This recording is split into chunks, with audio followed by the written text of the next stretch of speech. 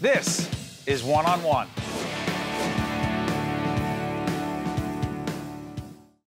We now welcome Patty Sly, who is the President and Chief Executive Officer of an absolutely terrific organization making a difference in the lives of so many people who need help, the Jersey Battered Women's Service. Good to see you, Patty.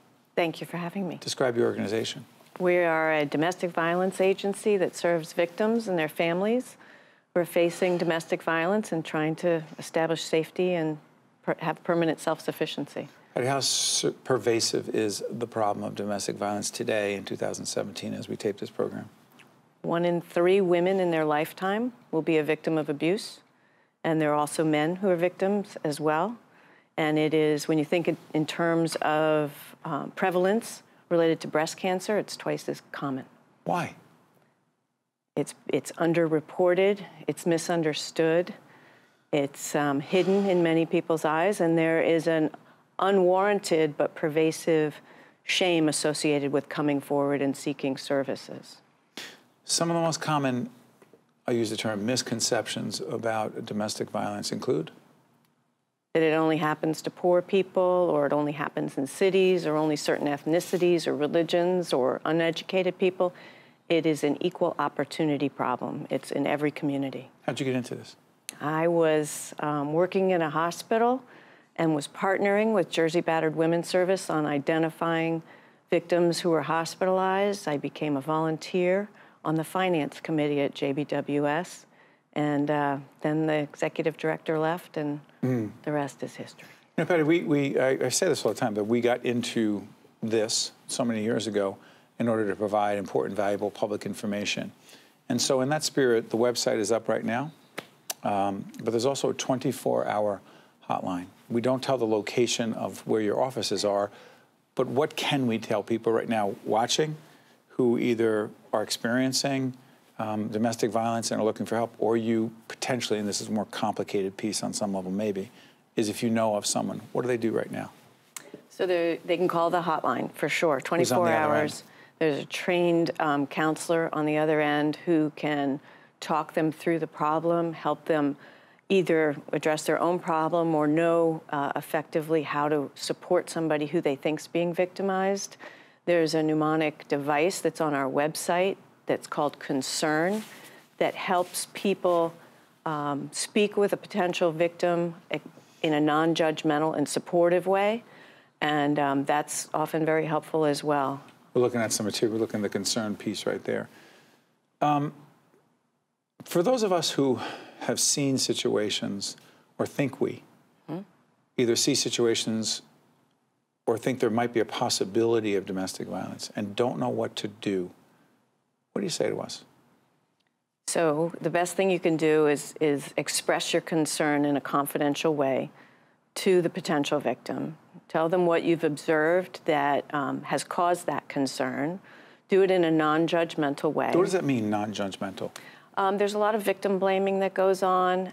You should... how could you stay? How could you stay? That Why don't help. you just leave him? That doesn't help. It doesn't at all. Why not? Because they first of all, leaving the victim or leaving the abuser is one of the most dangerous times in a victim's life because the power and control that the abuser has over the victim is threatened, which means that the abuser is going to lash out potentially even to an even greater degree.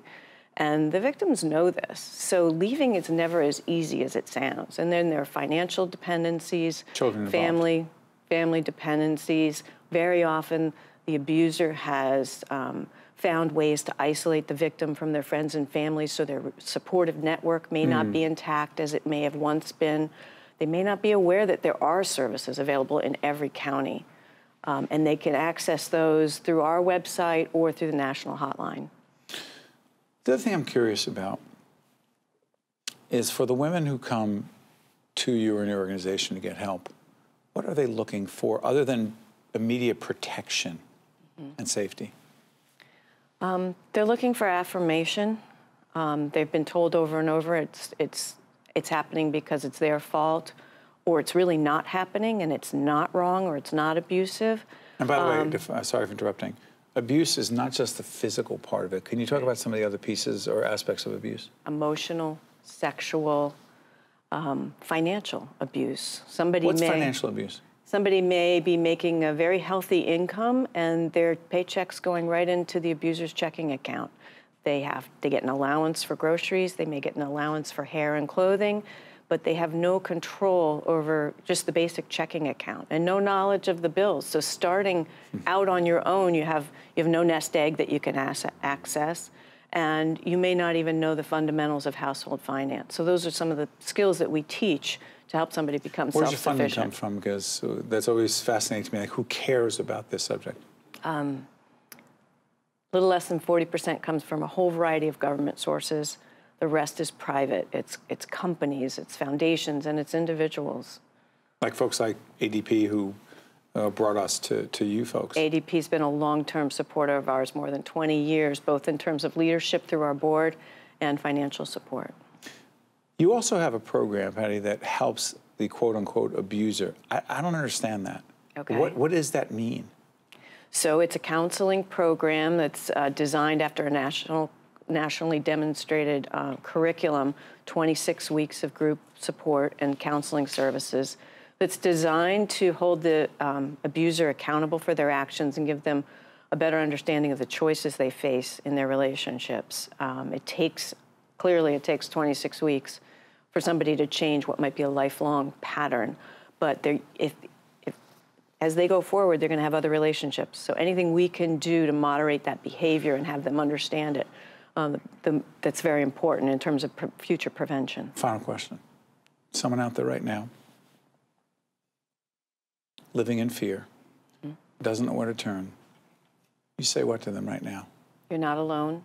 Call a hotline. You can do it confidentially. Put it up right now, team. We'll help you, or we'll connect you to the resources in your community that can help you. There is a path to safety and self-sufficiency, and you deserve it. On behalf of everyone in the public television world and the partners at FiOS, our digital partners, we cannot thank you and your colleagues every day for what you're doing and making differences and helping those who often feel there is no one there. So thank you. Your team has been doing this for a long time, I know. 40 years. Thank you very much. Thanks for having us. Our pleasure. Patty Sly is the President and Chief Executive Officer of Jersey Battered Women's Service. We'll be right back. Thank you. Thank you. Appreciate that. One-on-One with Steve Adubato has been a production of the Caucus Educational Corporation, celebrating over 25 years of broadcast excellence. Funding for this edition of One-on-One with Steve Adubato has been provided by the Russell Berry Foundation, RWJ Barnabas Health, Fedway Associates, the Fidelco Group, Caldwell University, Suez, and by Adler Aphasia Center. Transportation provided by Airbrook Limousine, serving the metropolitan New York, New Jersey area.